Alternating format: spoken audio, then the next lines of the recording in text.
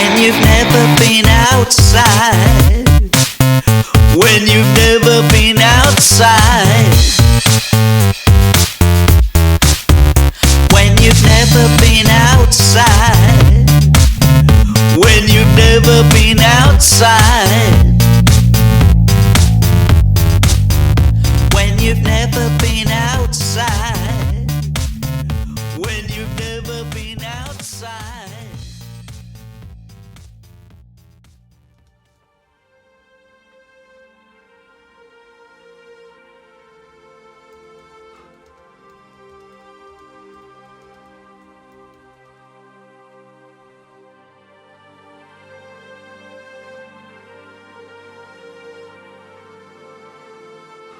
My friend, it is Friday the 13th of March in the year 2020. The sky is a scuddy blue. Today the United Kingdom of America is in the clammy grip of an incipient virus called COVID-19, or my corona as it is commonly referred to. My life goes on, and the government just announced that many people will lose those dear to them prematurely. Now this sounded like a sort of kind and caring statement, with the soft reassuring tones of a vicar or a priest at a memorial service, when it was transmitted into the homes of the people of literal land. But something about it did not feel right. Most of the announcements made by the authorities have this feeling of being staged after lengthy directorial meetings, but this felt very odd. This feeling is similar to the way I imagine a dog senses something is not right. Or at least that's how it seems in films, when the owner of said dog either turns to the dog and tells them to quieten down, and we the viewer see the shadow of the killer, or they say, "What's up boy, what's wrong?"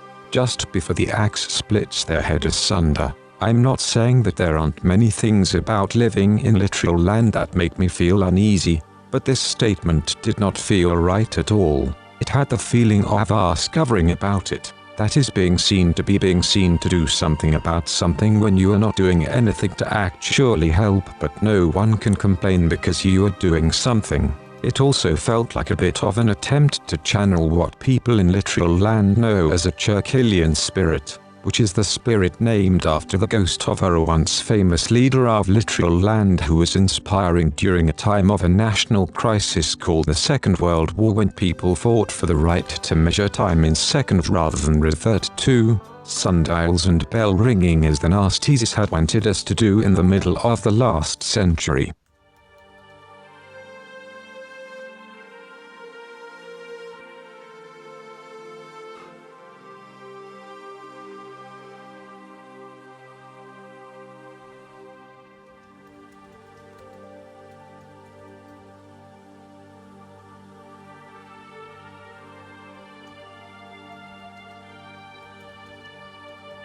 I am not ill, although I have some phlegm. However, I am not going to panic buy toilet paper yet, because you've found that these days I can usually hawk it up and spit it out into a cup. In the last century before last, people still had wonderful ornate objects called spittoons for just such a practical dispatching of bodily excretions, but now in the modern time of literal land, we do not, so I make do with a cup instead. I have to remember not to leave it like that on the draining board, or otherwise my wife will experience severe nausea and may have to self-quarantine as a precaution, even though it's obviously my phlegm that made her feel sick and not my corona. I know she has kissed me, and we have made 2 babies together, but she still feels sick at the sight of my pale green phlegm.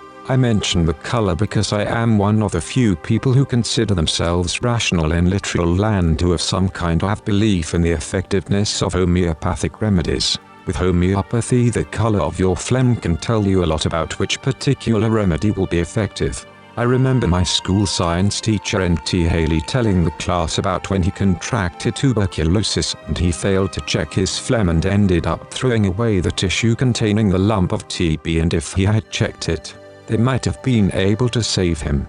This story confused me, and in fact it still does, not knowing much about how tuberculosis works, and I would like someone CNC like Mr. Haley to explain what he meant. Also, when I was at school in the last century, I still didn't wear hearing aids, so I was a little bit like a superstitious medieval man who only heard a bit of what was being said and made up the rest. I was confused because obviously Mr. Haley, with his face-to-face and heroic jawline, had lived to tell the tale.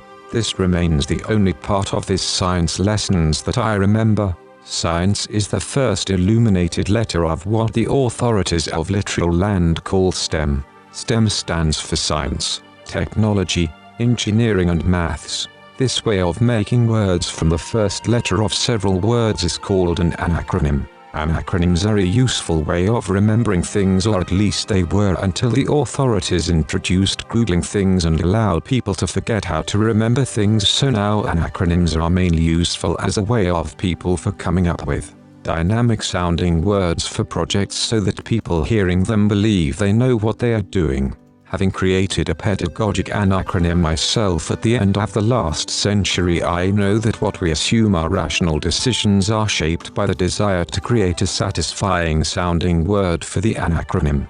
I, myself, do not of course object to this because I enjoy the logic of rhyme, and in literal land rhyme is strictly a whimsical appendage to reason. Rhyming in literal land is only useful for writing generic pop songs about overcoming the hardships of your upbringing to go on and become rich with a nice car, or perhaps to explain how you would like a hot boyfriend who can make you happy.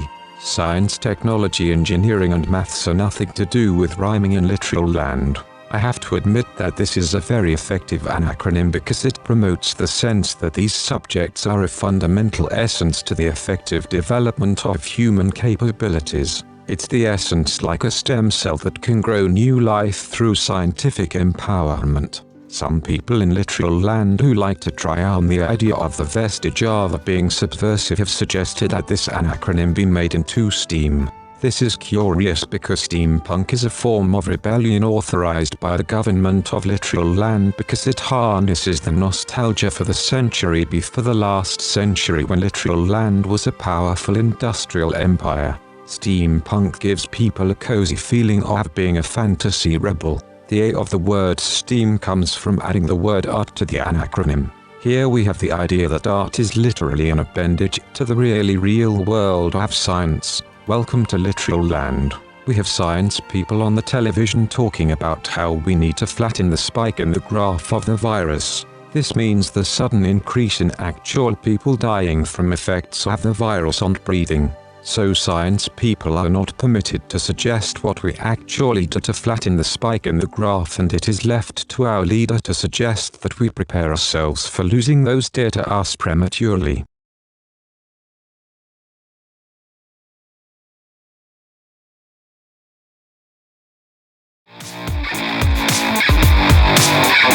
When you've never been outside, when you've never been outside.